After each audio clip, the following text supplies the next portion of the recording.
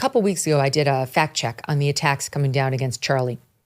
Nicole Hannah-Jones and many others have raised this comment without giving the context, where they said, oh, he says black women don't have the brain processing power to make it in life, and that those who went to Ivy League universities stole a white person's spot. Now, that is totally out of context. You have to hear what Charlie actually said, because, of course, he was talking about affirmative action, in which, yes, indeed, when it is given to a black or a brown person, and it's given to them based on skin color, a place in a university, it absolutely is, quote, stealing a spot from either a white or an Asian. And we know that because there was a whole U.S. Supreme Court case in which whites and Asians brought a complaint saying we're the ones being disadvantaged systematically by places like Harvard, and it's illegal. It's illegal race discrimination against us. And the Supreme Court agreed, 100% agreed. Here's the Charlie comment, and then I'm going to show you what Michelle Obama just said. If we would have said that Joy Reid and Michelle Obama and Sheila Jackson Lee and Ketanji Brown Jackson were affirmative action picks, we would have been called the racist. But now they're coming out and they're saying it for us. They're coming out and they're saying, I'm only here because of affirmative action. Yeah, we know. You do not have the brain processing power to otherwise be taken really seriously. You had to go steal a white person's slot to go be taken somewhat seriously. Play cut 52. But I rise today as a clear recipient of affirmative action, particularly in higher education. I may have been admitted on affirmative action, both in terms of being a woman and a woman of color, but I can declare that I did not graduate on affirmative action. This is my personal story. It's very obvious to us that you were not smart enough to be able to get in on your own. I couldn't make it on my own, so I needed to take opportunities from someone more deserving. You know, this is how arrogant Joy Reid and Ketanji Brown Jackson and Michelle Obama and Sheila Jackson Lee are. They're so narcissistic, they think this is persuasive. He's 100% right. By the way, Joy Reid went to Harvard. I mean, that's all you really need to know about what a farce affirmative action is. She went to Harvard. Michelle Obama went to Princeton. Sheila Jackson Lee went to Harvard. And Ketanji Brown Jackson did too. So Michelle Obama has already admitted before that she got into Princeton via affirmative action. That's how Charlie knew it. And listen to her. She went on the Lewis Howes podcast. It was released in May of 2025, but they cut a shorter version and re-released parts of it just now, which is how it caught our attention. And listen to what Michelle Obama says about that experience in SOT 29.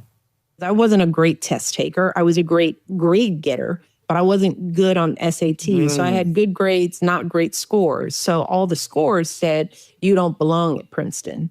And there were people who saw me, saw the color of my skin and said, you're aiming too high. Sure. Imagine going to these schools being told that you're not ready. And that was my first insecurity of thinking, well, maybe I don't belong here.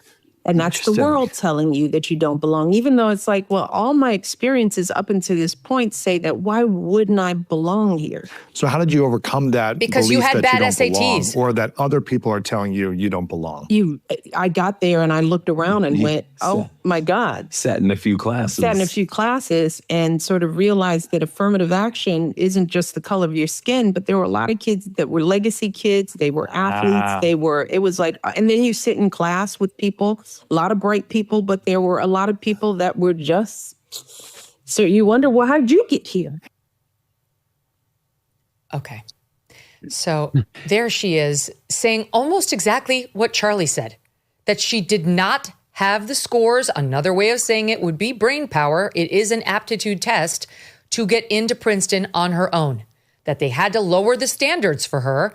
And they were willing to do that because of the color of her skin. But she changes it to the color of her skin led people to believe she didn't belong at Princeton. No, the color of her skin is the reason she got into Princeton and got a lifetime of advantages that she's still living high on the hog from. But she's still bitter about it, Victor, still to this day. And Charlie's being called a racist for saying exactly what she said in that clip. Yeah, and you know what's weird? I've spent over 50 years in academia at a number of institutions, and I can tell you that among the faculty, one of the greatest criticisms is that they do let in legacies. A lot of the legacies are very qualified, but they do let in legacies. So she says, well, there are all these legacies here and everybody doesn't, and that's as criticized as affirmative action. And I can tell you, in the CSU system that I taught in, I would get calls from coaches and say, Victor, this guy is middle linebacker, or this guy, I don't know how he ended up in your class, but if you got to do something. And he couldn't do the work. And you'd say, no, you go talk to the administrator and get him out. I'm not going to do it. He's going to get an F. But the point I'm making is that people have always objected to athletes who can't do the work but get exemptions, or rich kids that their parents get in, or people who get in on their color. But what she's saying is, well, I got in here and I found out that the guys, that some of the legacies and the athletes were no better qualified than I was. Well, yeah, that's true, but that's not a justification for it. It's, right. People criticize that all the time. You know, the late Christopher Hitchens, I knew pretty well. He was a man of the left, and he had written about her Princeton senior thesis. So I knew him pretty well, and he called me up and he sent it to me, PDF. And I could not understand it. I'm not kidding you. It was written in some language that I was not familiar with. It was all this fake postmodern. It was all about oppression and how alumni had to help out black students. But it was all, it was unreadable. And as someone who taught both at places that were considered prestigious and not prestigious, I could tell you that would not have qualified. So when she says, when I got there, I felt like, why are they picking on me? Well, they've been picking on everybody who didn't get the requisite SAT scores. And I can tell you, when I graduated from college and I knew that I wanted to go to Stanford University's PhD program, and they had the LSAT, and I knew that you had to get almost a perfect score to get in, even though all your grades could be perfect. You could have 4 years of Latin. So what did I do? I did what everybody else did. I got about 6 books on the LSAT, and I studied for about 50 weeks for my whole senior year. And I remember I had little note cards I carried around everywhere with me, and I would flip them. There are all these words that we never use, but if they're on the test, and if you can identify them, then suddenly you're considered a good test taker. So the point is, she says, I'm never a good test taker. Well, then improve on it. But she is naturally bright. But it's always the tests were so, and statistically, African-American applicants who are admitted often range between 150 to 200 points lower than whites, who are admitted about 30 to 50 points lower than Asian Americans. So we all know that. And that's not the end of it, Michelle. When you have a university, whether it's legacy or athletes, but much more numbers of DEI, then that's the beginning of it. So then the faculty, who are all left, say, if you talk to them off the record, and I used to all the time as a faculty member, well, we only have 3 choices. We either have to lower the amount of work required because we have too many students that weren't prepared, or we have to introduce new courses, or the favored route, we're going to change our grading. So Yale gives 80% of A's, Stanford's about 70% of A's, and then that's not the end of it. Then you get people in Silicon Valley you meet, and they'll say, hey, Victor, this is really weird. Stanford used to have the SAT, they dropped it for 4 years, and I've noticed that coders are people in computer science, are people in the humanities. I would rather hire someone from Southern Methodist or Georgia Tech or SMU than I would Stanford graduate anybody the last 4 years. And then you say, well, why? Because they don't have the compositional skills or the training that other people from these Southern universities do, of all colors, nothing to do with race. And more importantly, when they come to workforce, they go right to HR and complain. And I would rather have somebody who was quiet and qualified rather than somebody who had to complain about me or my company or working conditions. She's still complaining. Can you imagine? I would have loved to have gotten into Princeton. That would have been so amazing. I loved Princeton so much. We spent some time there just visiting one time. I would have loved to have gotten into Princeton. I couldn't get into Princeton because my grades weren't good enough and my SATs weren't good enough. And nobody was doing affirmative action for white girls from upstate New York. If I had been given that opportunity, I would be grateful to this day grateful to this day. Yeah, She's absolutely. still bitter. She's talking about how people looked at her and said because of her skin color, she didn't belong. I don't believe that. I don't believe that for one second. They looked at her and said, because of your skin color, we'll let you right in. Here's the door. It's wide open. Come on in. But she's got to twist it. I can tell you that because for 21 years, I'd have graduates in classics from not a competitive school, a California State University school, and they wanted to go to the Ivy League. So they had to have a greater degree, a master's degree in classics. And more importantly, when they would apply to graduate school, I'd have, most of my students were minorities, but I have 3 or 4 white males, and I'd always say to them, you have to have a perfect SAT. You have to have a perfect SAT, and you're going to have a perfect grade, and you're still not going to get in unless we. Right. And then I would get a call. This is a true story. A guy called me up and said, we let in one of your students. He was brilliant, Latino student. I tutored him, and he called up and said, I find out, is it true that he's not legal? And I said, I don't know. So I asked him, and he said, no, I'm illegal. I didn't know it.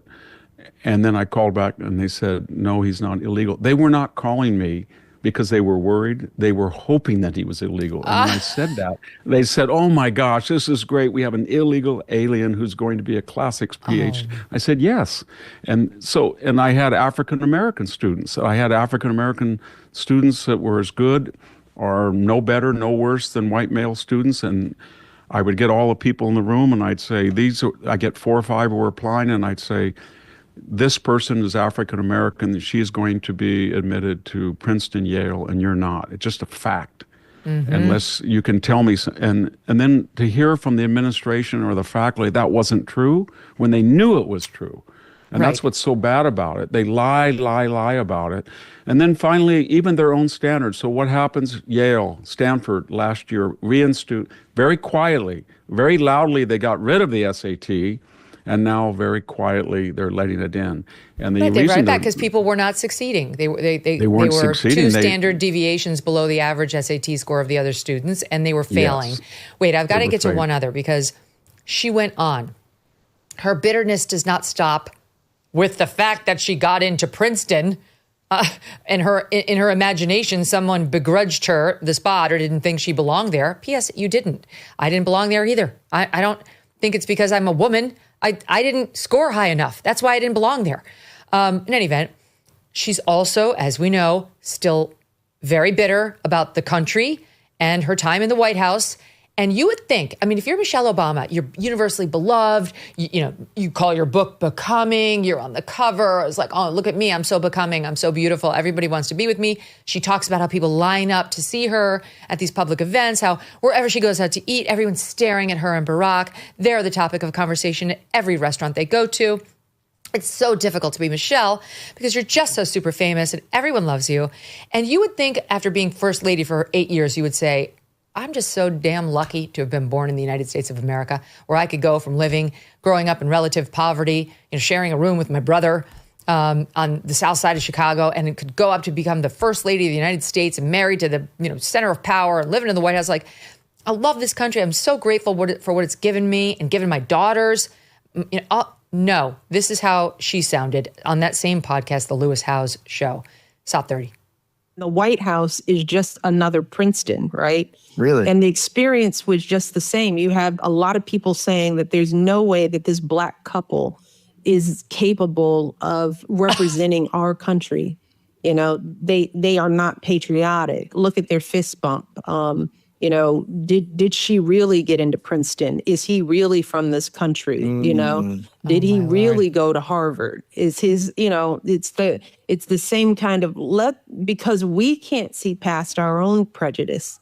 Let's question, because we were told that there is an order and that you don't belong at the top, and what I soon realized is that's not about me. That's about them. Them. Okay. Them. Who are them? Who said that?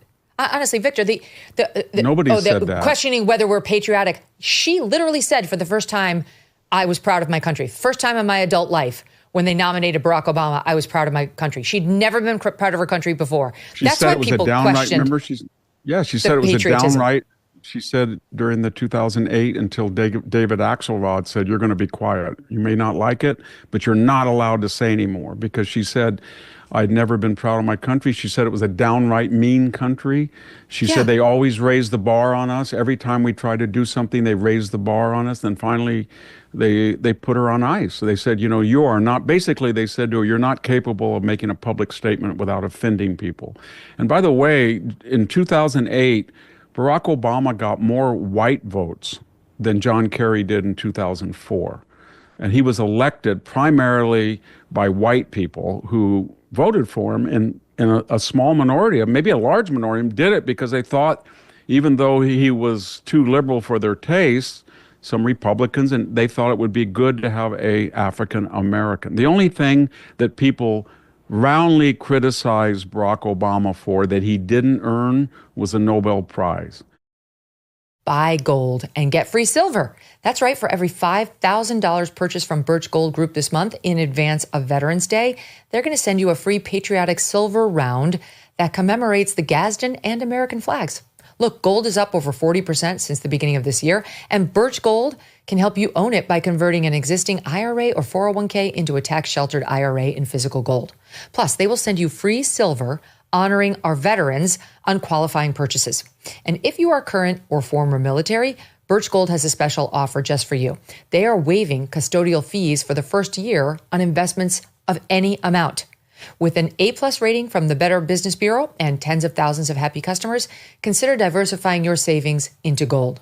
Just text MK to the number 989898 for a free info kit and to claim your eligibility for free silver with qualifying purchase before the end of the month. Okay, before the end of the month. Again, text MK to the number 989898. Message and data rates may apply. Thanks so much for watching. If you like what you just saw, hit the subscribe button for more clips and full episodes.